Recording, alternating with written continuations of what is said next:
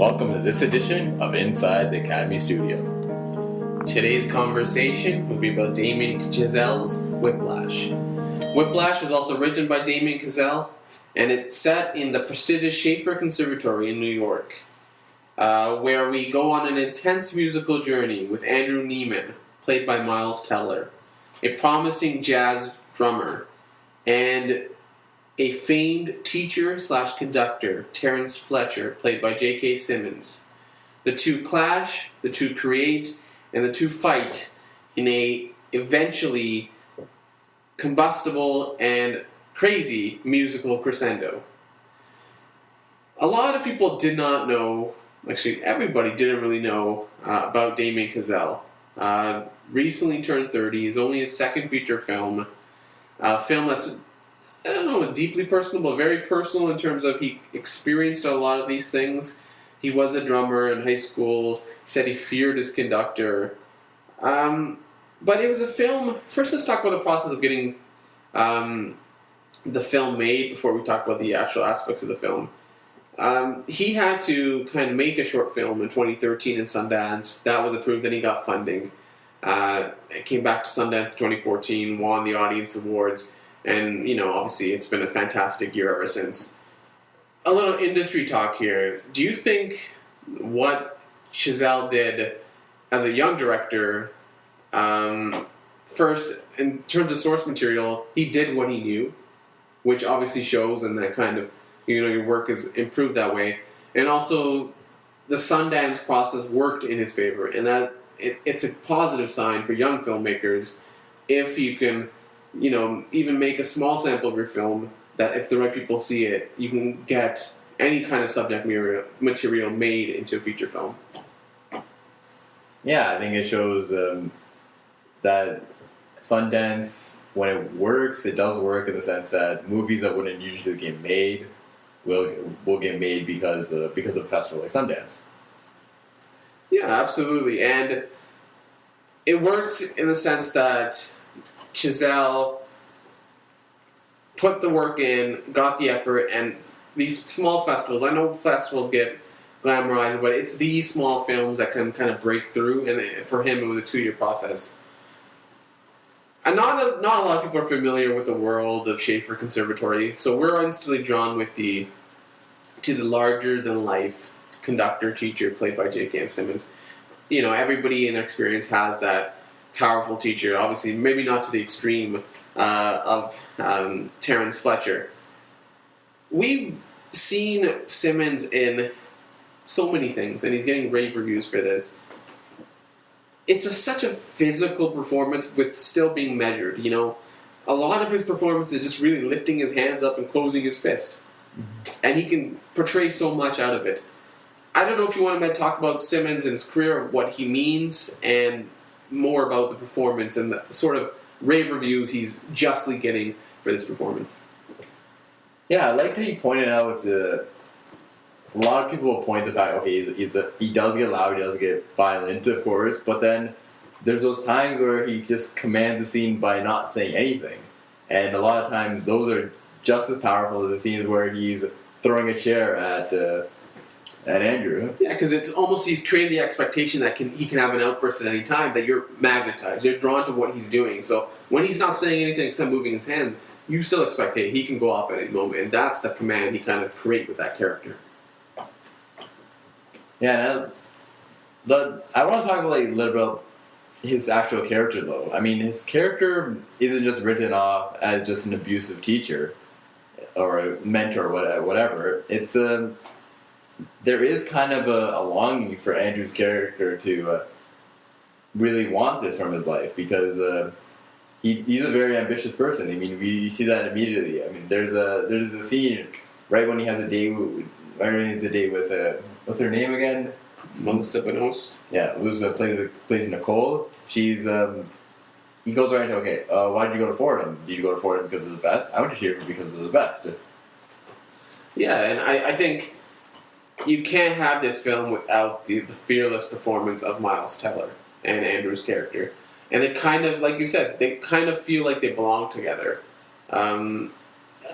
I still think Fletcher's character could have been fleshed out a bit more. we get the tale of his former student who committed suicide and really not the backstory. So I kind of would have, I know there's a great deal of mystery. It maybe helped humanize him if we knew a bit more. But Andrew definitely wants to be the best, and he knows that Fletcher can do that. He's rehearsing Hourless Blood on the drums because he wants to get into that Fletcher's band. Let's talk about Teller. He's had a great couple years. Is there any doubt in your mind that he's set up to be one of the next big things, big stars in Hollywood?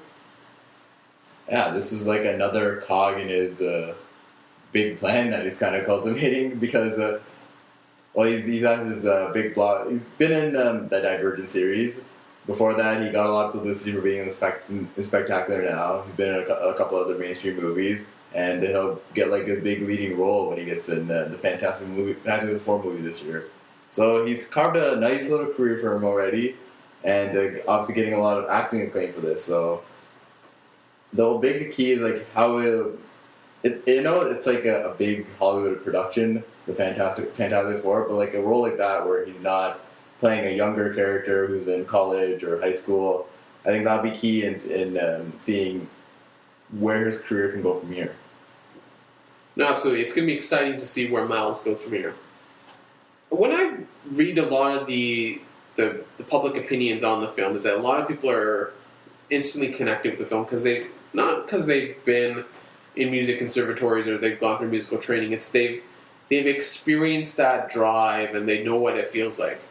And I think one of the biggest aspects that Chazelle does here in creating this film is introducing a lot of people to the tempo and the rhythm of jazz music here. It's not your traditional rock band. It's not your traditional even classical thing. We've kind of become accustomed to what the training is for classical music, but as a jazz drummer, it seems unique. I don't think it's been done on stage too much. And just the pure energy and creativity of jazz music kind of mirrors the energy of this film. I think they're perfect together. If any other form of music, I don't think it goes with what they're trying to achieve by providing such energy. And that's jazz. Jazz is energy. Jazz is tempo. It's creativity on stage. So Whiplash is obviously rightfully being recognized in a couple of sound categories here. Just provide your thoughts of, first, why this film's good for introducing people to the world of like modern jazz, and that it still is such a dynamo, and just the quality of the sound. Yeah, the sound was definitely good, but like it was difficult for me to get a true handle of it because unfortunately I didn't watch it in a theater. So that's kind of how I always go back and forth between the sound category. So all I can say is it felt like I was there at scenes where they really got into the drumming, of course, like the final scene. So no complaints there. And as far as introducing to the world of jazz, I think it shows a different side for people who are both familiar with music but not familiar with jazz, and who are not familiar with music at all. Like I'm not really familiar with music at all, and it was very eye-opening to see like everything going on, because especially the scenes where how musicians kind of like break it into their industry, like how much hours and work they have to put in.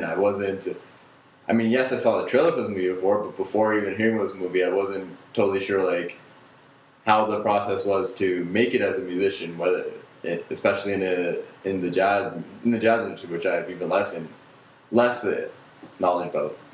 Yeah, I think it does a great job of bringing jazz back to American audiences and kind of reigniting that. The other recognition that the Academy has given to Whiplash is adapted screenplay. And I think it's why this screenplay works. It's very tight. There's no dead periods. Like I think the actual story moves very fast, and it allows the film moves so quickly that it allows the picture to have a 9-minute drum solo to end it, because it's a tight story. There's complaints that maybe you want a bit more of J.K. Simmons' character's backstory, but it's a tightly told story and has such a ends on such a high that I think if you're any screenplay writer would hope to kind of end his film on the high when usually you have to do the denouement and the farewell. It kind of just ends at the peak of where it could be. Do you agree? Yeah, it was definitely like just like any other action movie would lead up to its final climax and the big boss fight or whatever. This movie leads up to its own version with Andrew just going insane on the drums, so to speak, and just absolutely going and going and going. And I feel like that's kind of, and not being knowledgeable in music, I feel like I was kind of missing out on some implicit storytelling there, because there was probably some notes, some movements being thrown around for music fans and telling a story back and forth between Andrew, the audience, and of course Andrew and J.K. Simmons, Terrence Fletcher's character, and it was just really exhilarating to watch. Yeah, I think there was implicit things, but that smile when J.K. Simmons, Terrence Fletcher gives a smile, you kind of got it. You're like, okay, these two just matched off in a crazy duel, and there's mutual respect. Okay, we're almost nearing the end of this episode of Inside the Academy Studio, and like always, we like to end with certain questions. So I ask, what was your favorite moment in Whiplash? I think my favorite moment in Whiplash was that scene where he's having dinner with his father and a few of his cousins, and he totally just calls out his cousin for playing Division III football. I thought it was pretty funny, like my co-host is saying, but I think it also showed why this wasn't just like a one-sided abusive relationship, but there was actually, Andrew wanted a lot from Fletcher. He wanted that character who would push him farther and farther and farther to be the best. Like he said, well, why would you want to play Division III? Don't you want to be in the NFL? He said, okay, I'm in Schaefer because I want to be one of the best jazz musicians that ever lived. Yeah, I think that was an absolutely great scene too. My favorite scene was the scene with the car crash, with Andrew Neiman obviously going to absolute lengths to bring his drumsticks, and then he gets in the crash, and then he's bloodied, and he finds a way, just the power of will to be the best, finds a way to get to the performance, bloodied and everything, just to prove to Terrence Fletcher that he can do it, he will be there. I think it's a great scene, and reading about the backstory of the film, that the director Damien Chazelle had a car accident, Miles Teller had an accident before the picture, so it seemed like a perfectly ominous part of the film. How about your least favorite moment of Whiplash? My least favorite is when, a bit earlier in the movie, when he has the notes for the drumming and stuff, and he places it down to get a drink, and then all of a sudden it's gone. It just seemed a little too like unrealistic to be gone that quickly in a movie that's been pretty grounded. Yeah, I think for me it was the way in which they got Fletcher removed. Having the guidance counselor come in, and then they kind of created this hastened case against him, and they use Andrew Neiman to kind of be the primary witness in it. It kind of felt too easy to remove him, and I guess part of it is that this film is so tightly wound, it moves so quickly that there wasn't a lot of time to have, an appeal process, kind of, if you think so. Okay, last thing we do is word association. So when you think Whiplash, what do you think of? This one's easy, you gotta say tempo. And I think of popcorn and raisinets. So when you think of Whiplash, we think of tempo and popcorn and raisinets. Thank you for listening to this edition of Inside the Academy Studio. Thank you.